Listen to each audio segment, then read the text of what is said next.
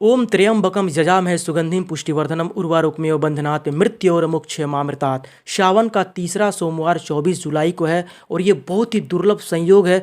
24 जुलाई को सावन का तीसरा सोमवार इस बार अधिक मास होने की वजह से सावन 59 दिन का दोस्तों होने वाला है।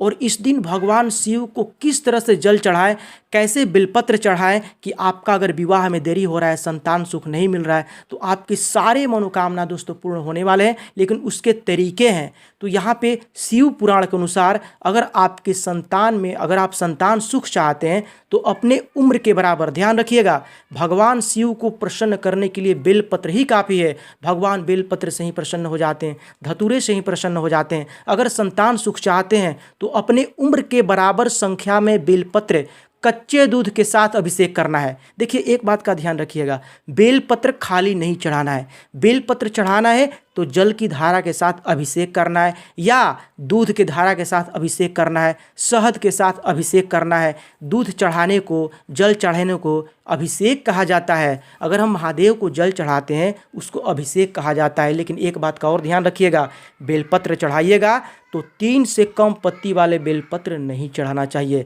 और बेलपत्र को जिस दिन सोमवार है उस दिन नहीं तोड़ा जाता है, उससे एक दिन पहले बेलपत्र को तोड़ लिया जाता है। तो विवाह में देरी हो रहा है, अगर मान लीजिए किसी को विवाह में देरी हो रहा है, शादी कट जा रहा है, विवाह योग नहीं बन रहा है, तो 108 बेलपत्र को आप एक एक करके महादेव को चढ़ाइए। ऊपर से जल की धारा देते रहिए। खाली बेलपत्र नहीं चढ़ाया जाता है, बेलपत्र रख करके महादेव को समर्पित करके ऊपर से जल की धारा आपको गिराना है या दूध की धारा गिराना है।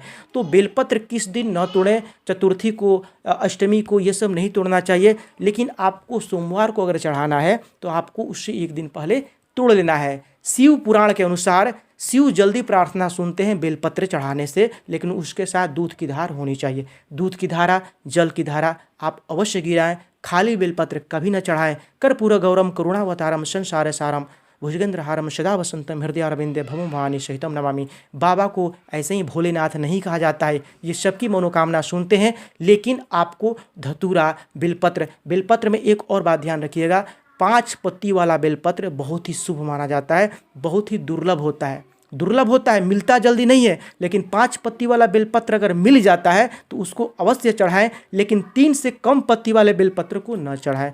3 पत्ती वाले बेलपत्र को भी उतना ही शुभ माना जाता है।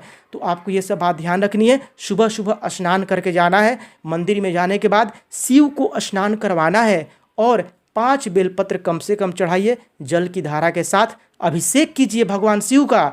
ऐसे क्या होता है कि भगवान जल्दी ही प्रसन्न होते हैं, आपकी सारी मनोकामना पूर्ण हो जाती है। ओम त्र्यंबकम यजामहे सुगंधिम पुष्टिवर्धनम उर्वारुकमेव बंधनात् मृत्योर्मुक्षयमामृतात्। हर मनोकामना पूर्ण करते हैं भगवान। उनको प्रसन्न करने का मात्र एक तरीका है, आप एकदम से भोला बन जाइए। क्योंकि भगवान भोले हैं तो आप भी भोले बन जाइए। और उनको प्रेम की ज़रूरत है, वहाँ पे पैसा नहीं चलता है। भगवान के पास केवल एक ही तरीका चलता है, वो प्रेम का तरीका। प्रेम अगर आप दिखाते हैं, भगवान कृष्ण भी को हैं दोस्तों कि पत्रम पुष्पम फलम तोयम यो में भक्त्या प्रचति। हम तो केवल पत्र पुष्प से ही प्रसन्न हो जाते हैं, हमें पैसे की ज़रूरत नहीं है। भगवान भाव देखते हैं, भगवान भाव के भूखे होते हैं।